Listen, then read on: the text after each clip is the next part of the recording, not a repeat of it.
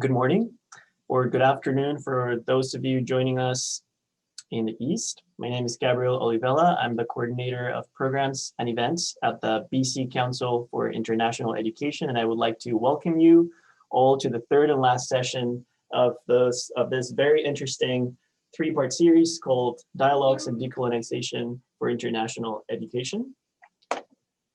So before moving on, I first want to acknowledge the territory from which I speak to you today, the ancestral, unceded, and overlapping territories of the Coast Salish peoples of the Musqueam, Squamish, and Tsleil-Waututh nations, where the BCCIE office is physically located.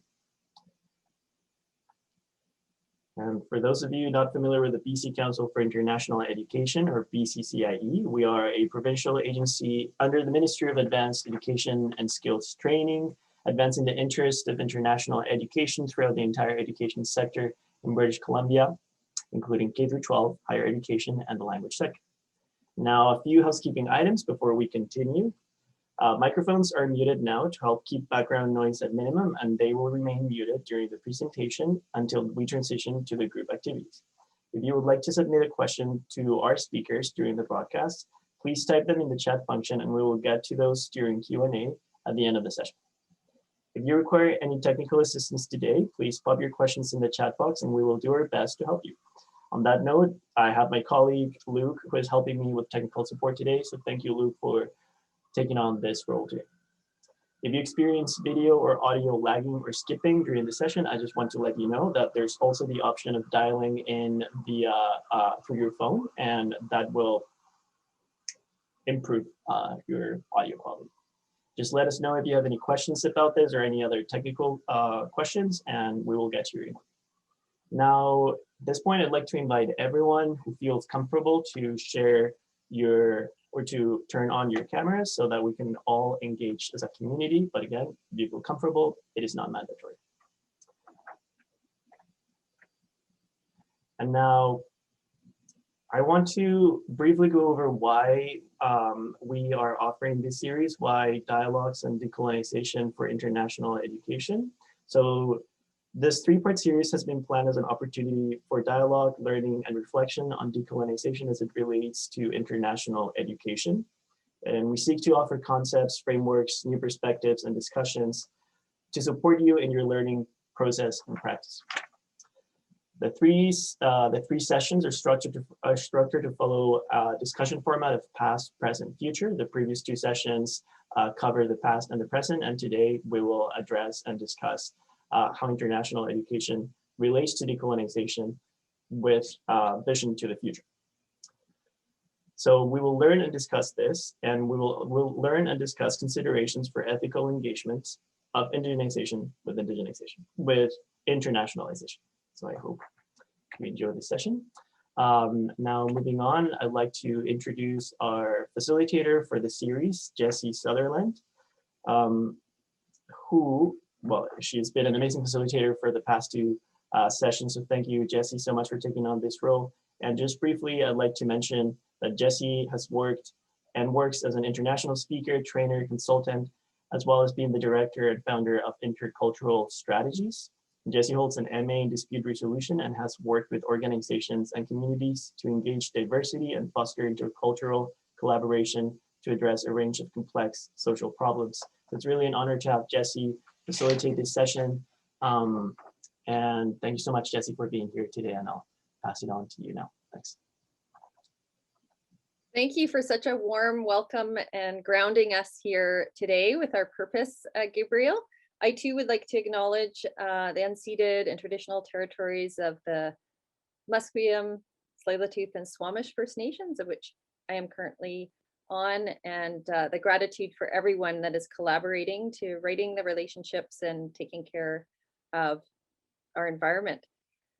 So with no further ado, if we can go to the next slide. For those that have been on this series, this is a bit of a reminder, and for those that haven't had a chance to jump on these calls, I strongly encourage you to listen to the two previous workshops that we've done on Zoom. The first was about the past and all practices around decolonization need to really get rooted in what the past is. So Elder Larry Grant and Dr. Jeff Schiffer anchored us in perspectives on the past. What are Indigenous protocols that we need to be reminded of in internation and internation relations and internation education, so that we know what we're decolonizing and what we're indigenizing, as well as key concepts and terms that we need to be aware of, from the Truth and Reconciliation Commission to UNDRIP to just basic concepts around decolonization. So that was the past that we dove into. And one of the things that Jeff talked about is, are we replicating the structures that we inherited, or are we choosing to innovate our way forward in this decolonization process? And then the second session was with Sharon and Hopenshield, and she really got us anchored into the present. And the key starting point in the present is different practices and frameworks that she introduced us to anchor us in our values and our principles.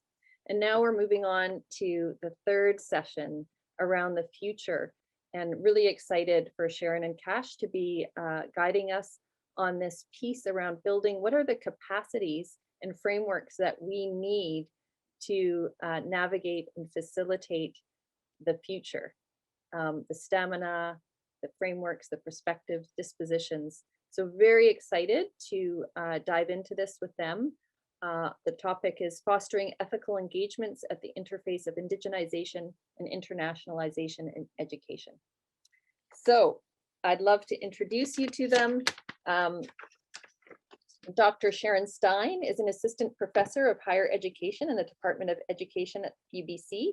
Her scholarship brings critical and decolonial perspectives to the study and practice of internationalization, decolonization, and sustainability in higher education. Through her research and practice, she seeks to interrupt common colonial patterns of education and engagement. And Dr. Cash Henakew is a Canadian research chair in Indigenous people's well-being and an associate professor in the Department of Education at the University of British Columbia. He is Cree and a member of Atakaku Cree First Nations. His research addresses the complexities at the interface between Indigenous and non-Indigenous knowledge, education, pedagogy, and healing. So I'm so excited to introduce the both of you and look forward to this next hour and a half together.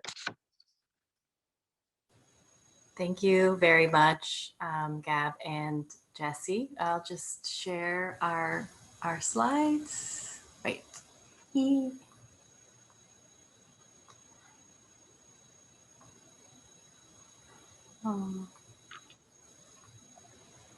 There we go. Thank you so much for having us. We're very happy to be here joining you today. And Cash is going to start us off over here.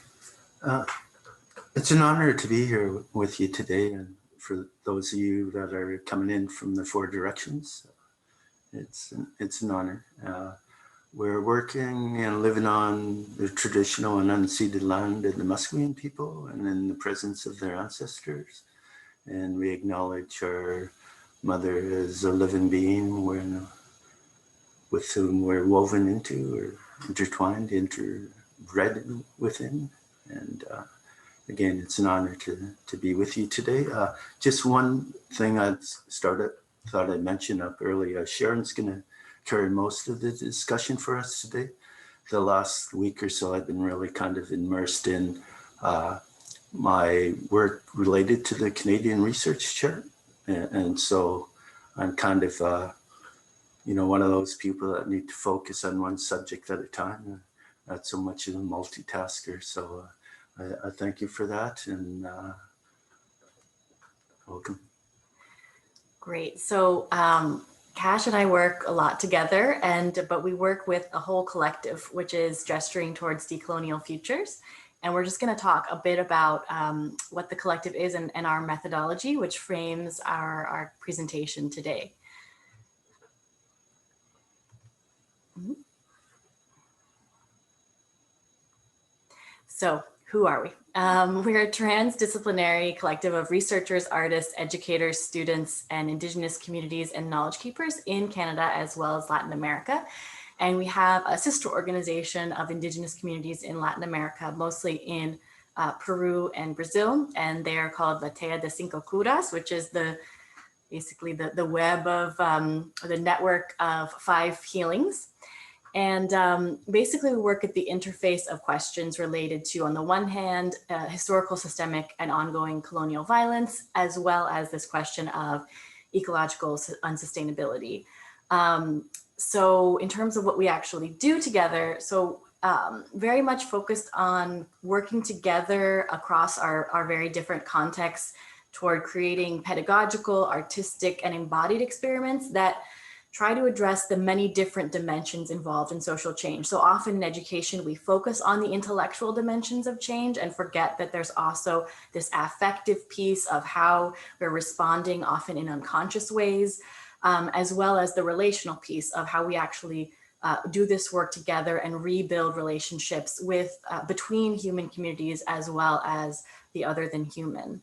And our relationships with Indigenous communities in particular, but also our relationships with each other in general, we try to make them grounded on trust, respect, reciprocity, consent, and accountability, which is trying to counter the tendencies toward engagements that are more extractive or appropriative, or that focus very much on a predetermined end goal as opposed to the quality and the integrity of the relationships that we actually build, and working toward the future together, and focusing on the relationship as opposed to the outcome, because the outcome is something that we arrive at by walking together differently.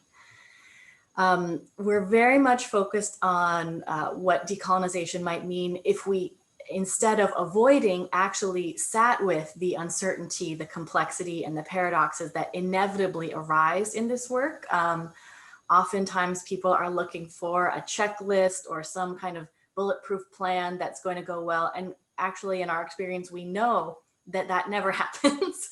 There's always tensions and conflicts and unexpected ups and downs that come. So we actually try to prepare from the outset to be able to hold space for those complexities and tensions when they arise, and building, as Jessie said, that stamina so that we can basically work through difficult conversations and difficult conflicts without the relationships falling apart. So that requires looking at the complexities in ourselves, in the issues we address, and of course in the world around us. And we're gonna invite you into some of that work today. Another sort of orienting compass of ours is this idea that no one's off the hook. So there are very unevenly distributed vulnerabilities and complicities when we talk about questions of colonization and unsustainability. But the invitation for everyone is to do this work with sobriety, with discernment, with maturity and accountability, and trying to always ask when we're making a next step, okay, what's the most sober, mature, discerning, accountable next step we can make? So that's, we say SMDA, and our invitation is to try and sit with that today.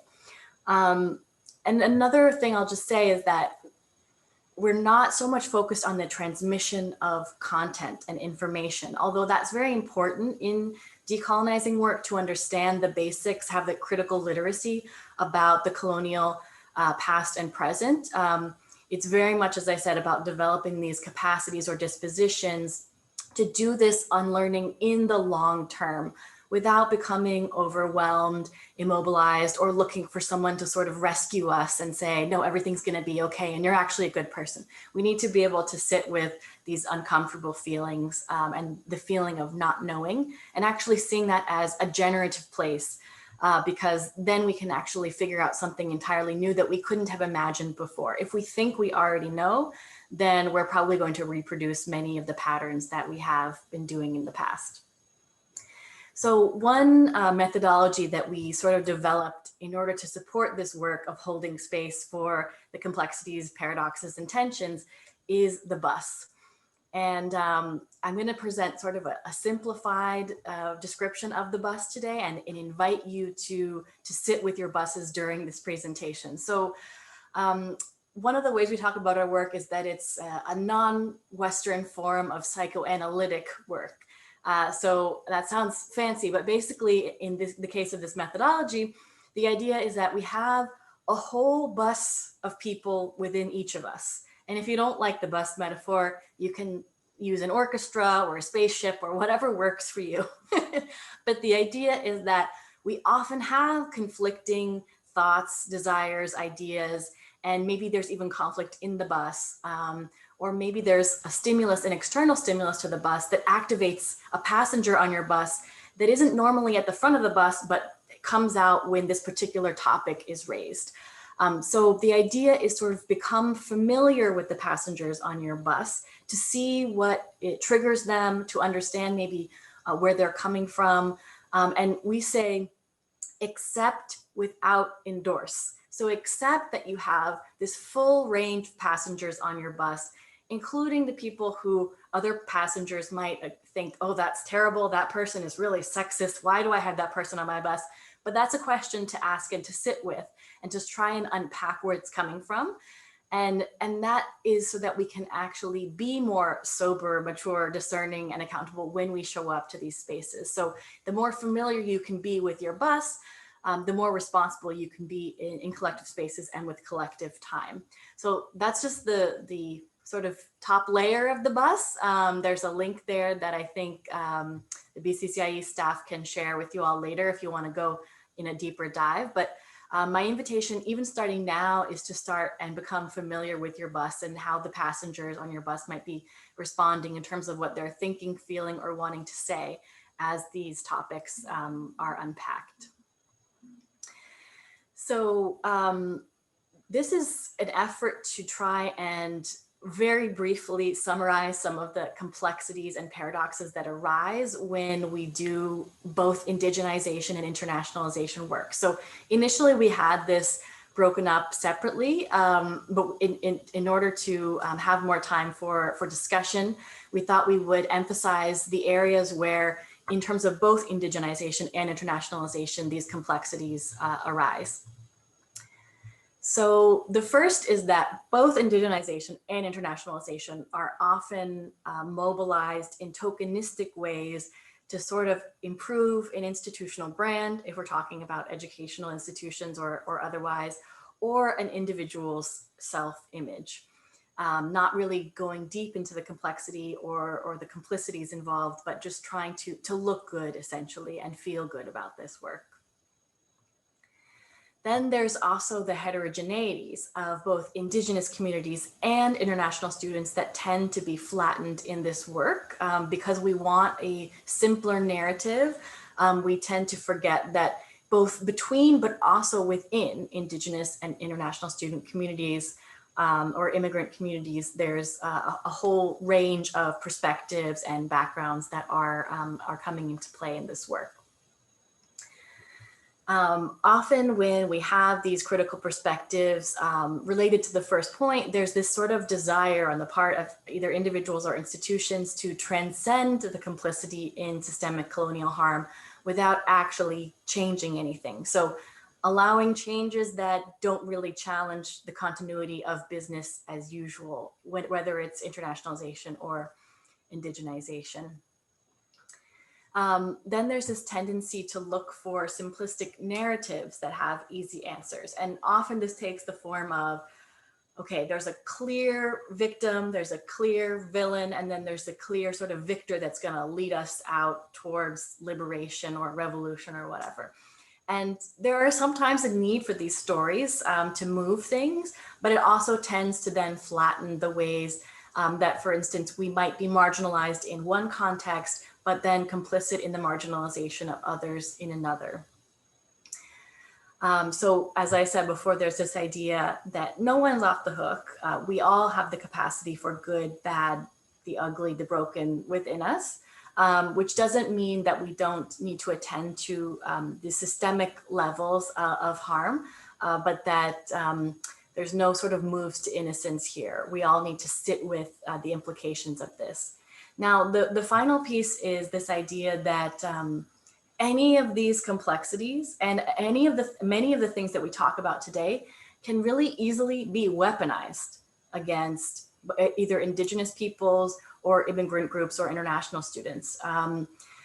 that's I think maybe one of the reasons why we're looking for these easy solutions is because when we start to get into the complexity of this and the different modes of complicity and harm and marginalization, it can easily be turned against these groups as an excuse to continue the ongoing colonization or marginalization of groups. So we try to be very cautious and careful about how we frame this so that that weaponization is sort of shielded, but it's always a risk, and we're very conscious of that. Is there anything you want to add about this one? Okay. Okay. So what we have proposed for an activity today was so the list of sort of complexities, which is an abridged list, is very much done in siloed ways usually. So we talk about the complexities of indigenization or the complexities of internationalization. And this conversation at the interface has been extremely difficult for us to basically hold space for. And I think part of it is related to the list before, which is that we want simple answers and simple stories. We're worried about weaponization. And so we talk separately about, how do we make sure that, for instance, international students are not experiencing racism and are feeling welcome on our campuses? And then this question of how do we actually address the ongoing legacies of colonization of our institutions? And thinking about those things together is just, the pieces tend to not fit in easy ways. So we usually avoid the question. However, more and more this question is coming up of how, if we're talking about decolonization, we're talking about horizons of justice, we need to figure out how these different groups are relating to each other and how we can do this in a better way. So one experiment that the collective came up with was to have this letter from an Indigenous person to a potential immigrant, which could be an international student. And first, I should say that the letter is from one Indigenous person. It's not all Indigenous people, like pan-Indigenizing or speaking for all Indigenous people. So that's something that we had in mind when writing the letter, but also is repeated sort of as a reminder throughout the letter. Well, here's my perspective, but other Indigenous people might disagree with me.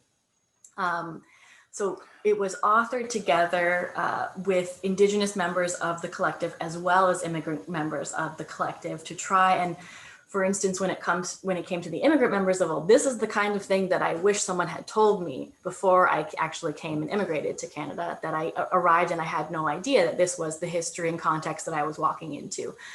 And then from the Indigenous perspective, it was very much this question of, well, I know that in the media and often even in official Canadian documents, the representation of Indigenous peoples is ranging from inaccurate to basically racist representation. So how do we sort of counter that and give more context so that when people arrive and hear these stories or encounter Indigenous people, they have already another perspective in mind. So this is an initial attempt to stimulate a very difficult conversation. And I think before we share the letter, we're actually going to ask you to take a few minutes to think about if you were going to write such a letter, what are 3 to 5 elements that you think it would be really important to include in such a letter? And these can be actual points made or just considerations to keep in mind. So an example would be, for instance, the potential weaponization of this letter, again, either against Indigenous communities or immigrant communities. So in order to keep it anonymous so that you feel you can share, we have created a Mentimeter site. So I'll share the link with you of where you can enter your 3 to 5 points. Ideally, we would have sort of a small group discussion about this, and then you all would come back and work together on this. But in the interest of time, I think we'll have to do it sort of on an individual level. So here's where you can enter anonymously your sort of 3 to 5 key points. And then there's also the link where you can look at everyone's responses as well.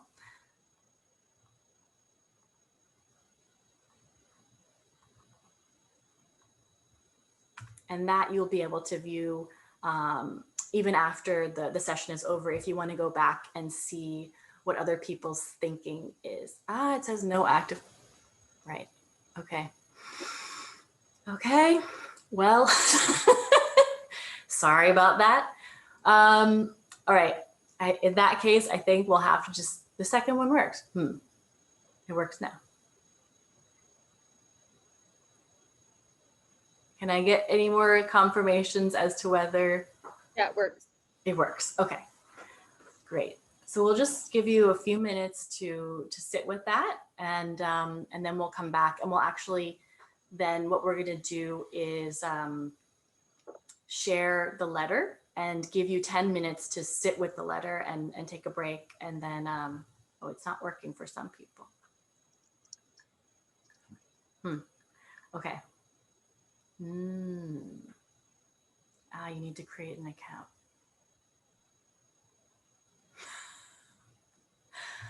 Okay. I wonder if people wanted to type just in the chat some ideas. Yeah, if you feel comfortable, then you're very welcome to type in the chat. I know it's therefore not anonymous, which maybe not everyone's comfortable with, but please feel free to do that. And we'll just give a few minutes for that. And then we will review what our top considerations are when writing the letter, and then actually share the letter with you and give you some time to sit with it and your buses.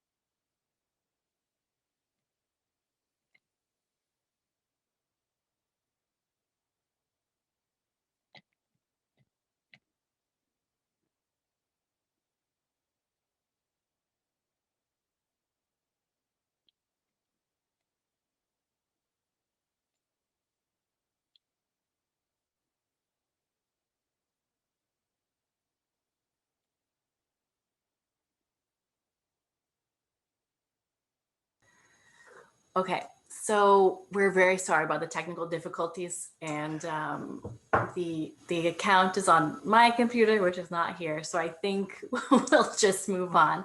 But the invitation, I think, in order to give you the sort of background of the pedagogical thinking, is that inviting participants to actually think through it themselves a bit, instead of just giving the input about the kind of questions that, or considerations that they would think is the most important when writing such a letter. So a few people shared privately their thoughts, which is great, and some posted a few, but I think we'll just move on with the presentation and share the letter with you now. So our apologies again about the technical difficulties.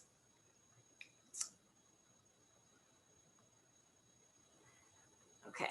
So for us, when we were crafting the letter and inviting others in the collective to review it, I think, as I said before, this question of the heterogeneity of Indigenous and immigrant communities was extremely important for us to emphasize as much as possible, so that we understand that there are many, many stories on both sides of this equation, and we can't assume anything about what people think, but we can think about larger patterns in terms of what's happening on both sides of this. Then, as I said, also this idea of countering the misinformation. Canada does have a global brand.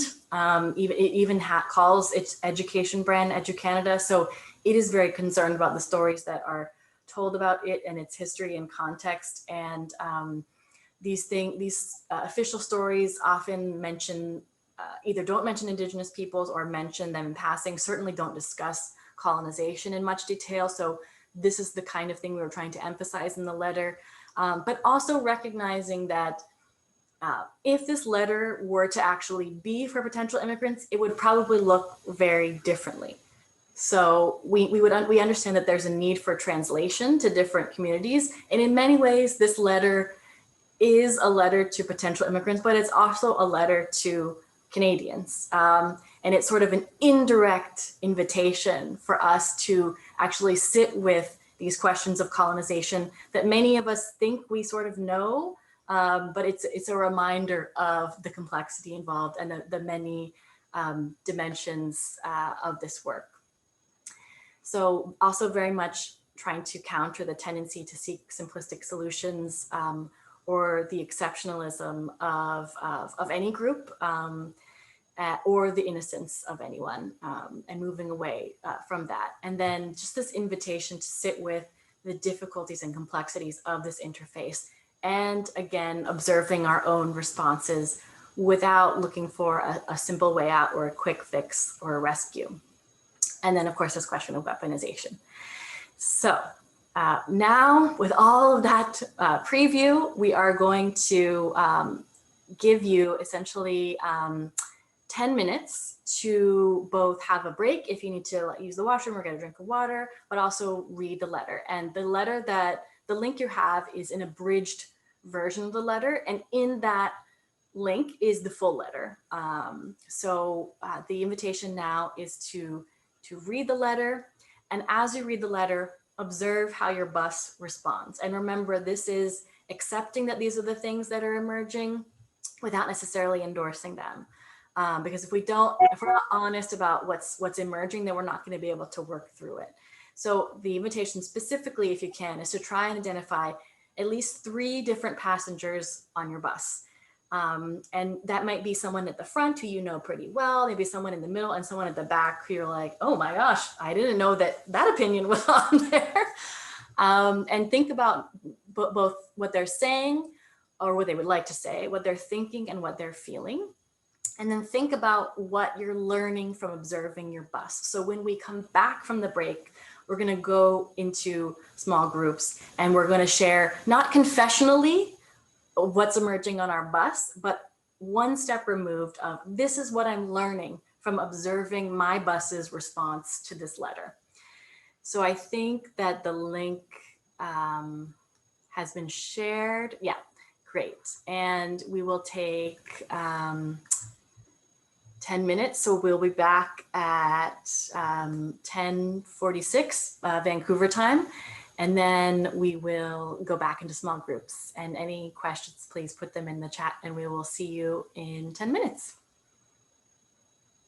Called Wanna Be an Ally, ? And again, because of time, we're not gonna be able to read the whole poem, but we have the link for the whole poem and we're gonna just read segments. So trying to wrap up this question, wrap up temporarily, but keep the conversation going, of how to continue this work of working at the uncomfortable but very important interfaces of all of these different communities. So let me just share our screen.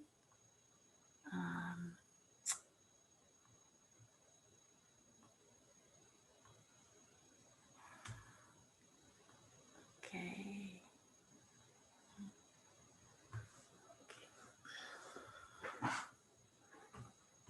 Okay, so you want to be an ally. Don't do it for the charity, for feeling good, for looking good, or for showing others that you are doing good. Don't do it in exchange for redemption from guilt, for increasing your virtue, or appeasing your shame. For a vanity award, don't put it on your CV or on Facebook or in your thesis. Don't make it part of your brand. Don't use it for self-promotion. Don't do it for an excuse to keep your privileges, to justify your position, to do everything except what would be actually needed to change the terms of our relationship. Don't do it only if you feel that our past, presents, futures are intertwined and our bodies and spirits entangled. Do it only if you sense that we are in a metabolism that is sick, and what happens to me also happens to you. Accept it to be at times incoherent, messy, uncomfortable, difficult, contradictory, repetitive, frustrating, incomprehensive, infuriating, dull, and painful, and prepare for your heart to break and to be stretched. Do you still want to do it? Take a step back from the center, from the front line, from visibility relinquished. Relinquish the authority of your interpretations, your choice, your entitlements. Surrender that which you are most praised and rewarded for. Offer your energy to peel potatoes, to wash the dishes, to scrub the toilets, to drive the truck, to care for babies, to separate the trash, to do the laundry, to feed the elders, to clean the mess, to buy the food, to fill the tank, to write the grant proposal, and to pay the tab and the bill.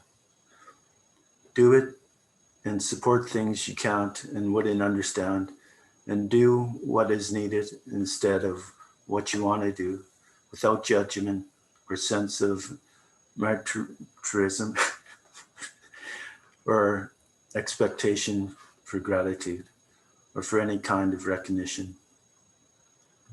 Then you'll be ready to sit with me through the storm, with the anger, the pain, the frustration, the losses, the fear, and the longing for better times with each other. And you'll be able to cry with me, to mourn with me, to laugh with me, to heart with me, as we face our shadows and find other joys in earthly breathing, braiding, growing, cooking, eating, sharing, healing, and thriving, side by side. Thanks, Cash. So again, this was just one part of the poem. You can read the full thing at the link here. And I think we are gonna just close and have a few minutes for Q&A, but we just wanted to point you to some additional resources in addition to the ones we shared today. So we have a workbook about decolonizing higher education. It's specifically targeted for non-Indigenous people. That includes many of the sort of pedagogical practices and frameworks that I sort of gestured to today. So there's a link there for that. It's still a work in progress, so we are soliciting feedback if you notice something we've forgotten or if you tried it in your context and have something to share. There's a map of different ways of approaching Indigenous engagements that might be useful for some of you. We also have a text about the gifts of failure. So as I sort of mentioned before, a failure is inevitable in this work, and it's not something we say lightly because failure can be harmful and repeat harmful patterns, but we also know that we are all still learning. And so how do we take responsibility for the impact of our mistakes, but also learn from them so that we don't keep making the same mistakes, but rather making new ones, which is inevitable. And then there's a network that's associated with our collective, the Critical Internationalization Studies Network, that you're also welcome to join and access those resources. Finally, as part of our work, especially our sister network, the Tea de Cinco Curas, we are fundraising for the community collaborators in Brazil right now. We have one community that has experienced 2 floods in a row and lost all of their crops, in addition to the COVID context that's already affecting them.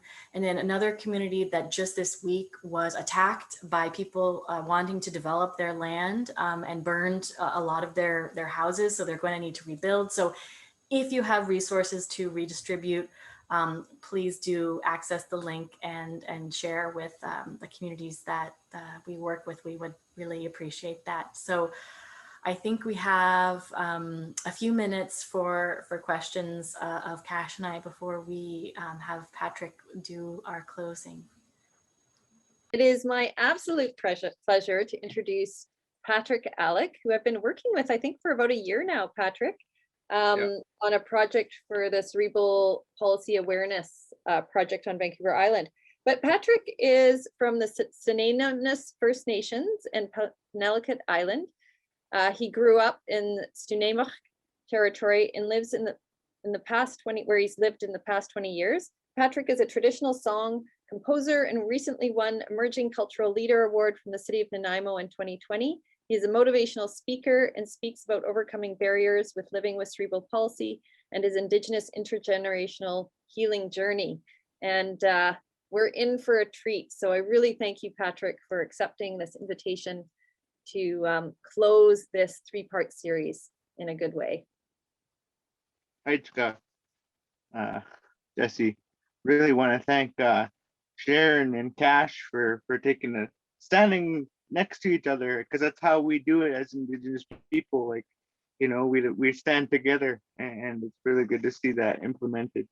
And having the difficult conversation in all spaces, institutions and schools and education, and don't be afraid to ask that difficult conversation, because discomfort means growth, and we're growing together as people.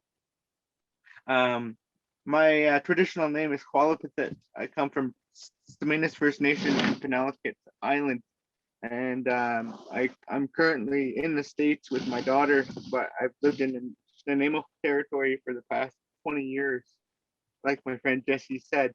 And I'm gonna share a bit of a song and then another song. So my wife wanted me to share a song that I composed. It's called "Oh Canada, let's get honest about our history.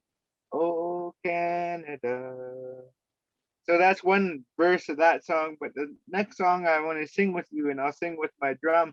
I start without a drum because your voice matters. It's called the Equality Song, and I composed this song to show that our voice matters, and we are learning to work together as one, as a people.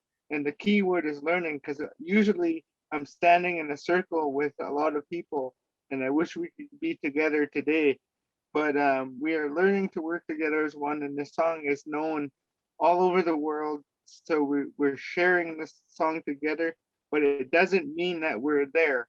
We're just learning to be equal to one another. And I really want to emphasize that, because when I challenge the system to anywhere, people try to bring up the equality song. We're getting to equality, and I really want to emphasize that. So I start without a drum because your voice matters, and I finish with a drum because your voice matters. So I really want to emphasize that, and this is actually how I met my partner too, the Equality Song, and so I'll start now. Hey, oh, oh, oh, oh. Hey, oh, oh, oh. Hey, oh, oh, oh. Hey, oh, hey, oh, hey,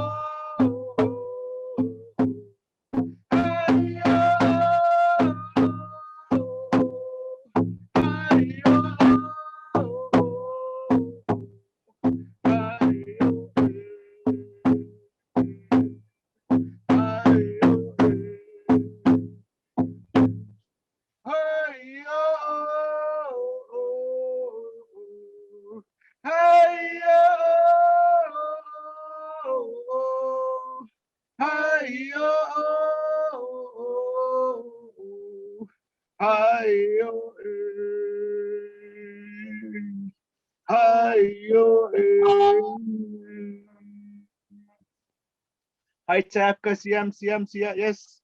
Really thanking each and every one of you for taking the time to be with us today, thanking our guest speakers today, and really thanking the work of decolonization today. Really, I'm learning that word as well. I was really taught the oral traditions in the oral way, and you know, our elders taught us how to be proud of who we are and where we come from. No matter what we do and how successful we are, we need to remember who we are as people.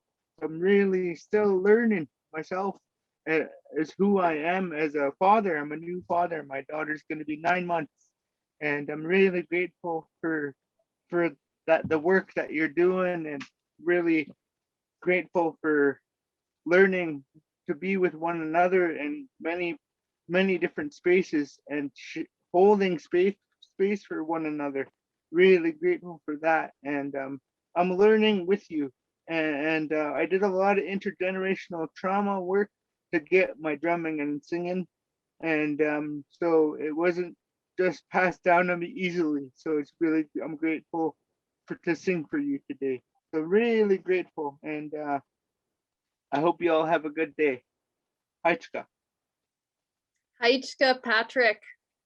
Thank you for such a beautiful closing and such good words. Gabriel, did you want to switch it to the next slide? So as we've done with all of the sessions, we've really talked about the protocol of reciprocity and putting it into action. So Sharon, Cash, Patrick have gifted us with decades synthesized into these incredible nuggets, decades of work and thought and inner work, outer work, everything into such practical next steps and inviting us into this unknowing.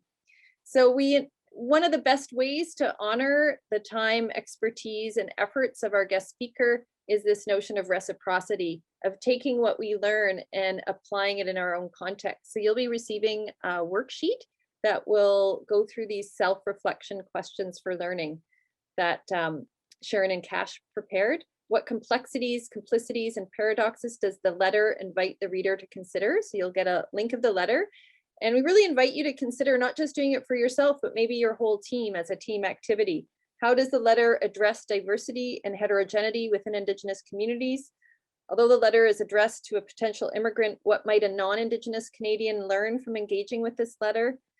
And the question that Sharon and Cash shared at the end, what is the next most responsible small thing you can do to deepen your engagement with the complexities, complicities, and paradoxes raised in the letter? How is this shaped by your context and your positionality? So given our exploration, also when you think of the whole series of the past, present, and future, what is your one next step? So you'll be getting a worksheet with that. So really when you put together the 3 worksheets that you've gotten, you should have the beginning of a really good place to start with yourself and your teams. And again, I want to give a big thank you to our guest speakers for such a premium, for want of a better word, finale session, and also for BCCIE for putting on this critical forum for us all to do our inner bus work.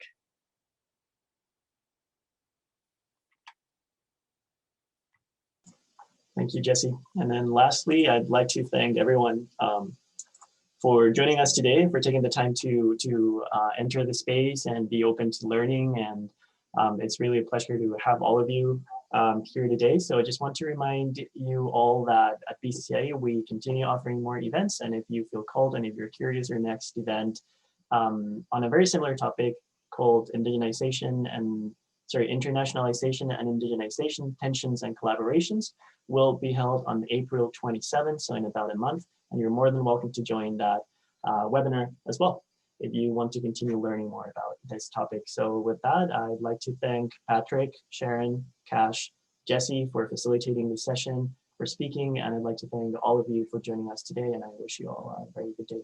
I look forward to seeing you in another session. So goodbye.